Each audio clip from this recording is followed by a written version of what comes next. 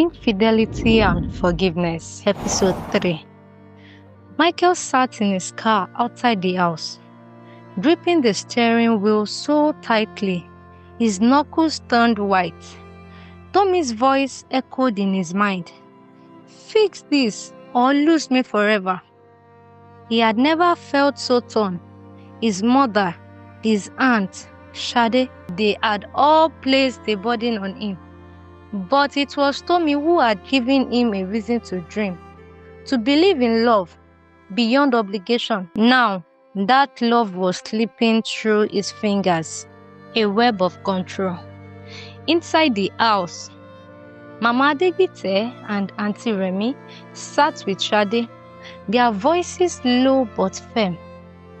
You must understand, Shade, Mama Adegbite said, staring at her. Michael is a man caught between two worlds. He needs a reason to make this decision. Our job is to ensure he makes the right one.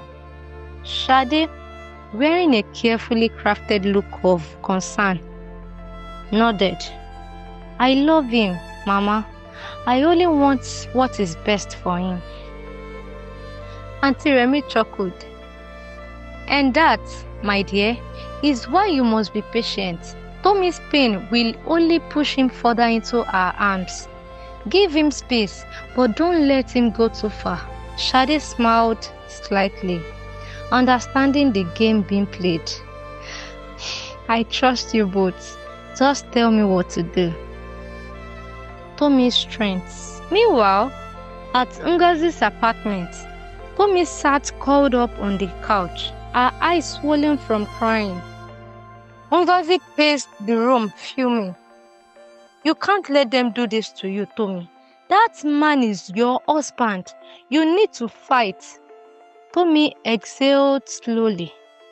And if I fight and still lose, what then? Ngozi knelt beside her, gripping her hand. You won't lose.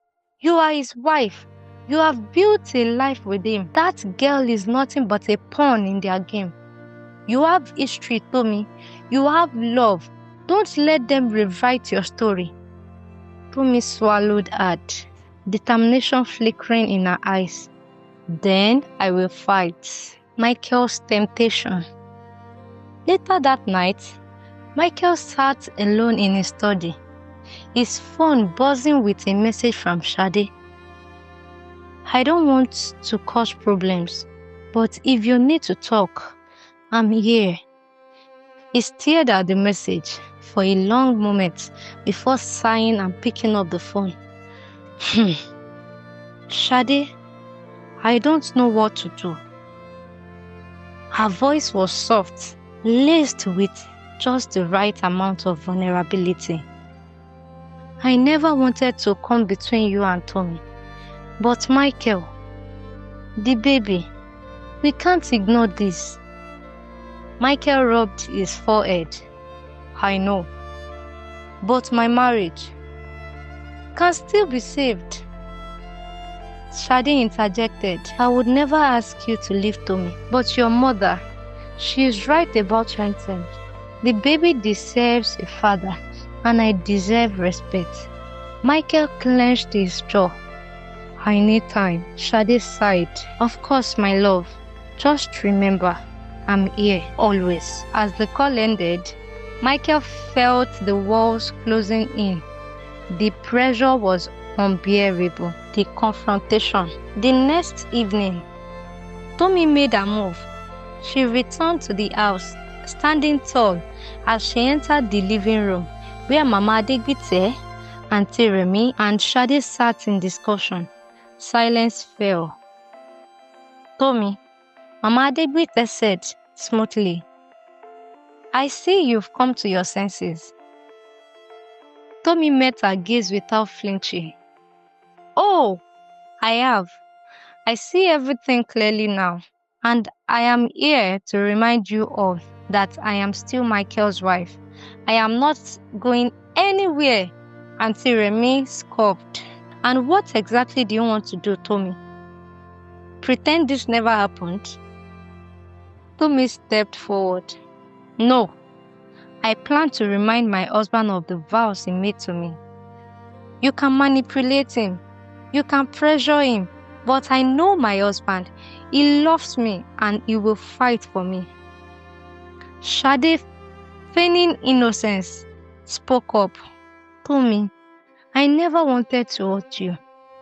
Tomi turned her back. Then leave, because if you think you can replace me, you are mistaken. Mama Adegbite smirked. We shall see, my dear, we shall see. Michael's decision. That night, Tomi and Michael finally faced each other. I came for you, Tomi whispered. But I need to know, will you fight for me or will you let them win? Michael looked into her eyes, seeing the woman who had been his rock for years. He thought of his mother's words, of Shade's growing belly, of the expectations placed upon him. And in that moment, he knew the time for indecision was over.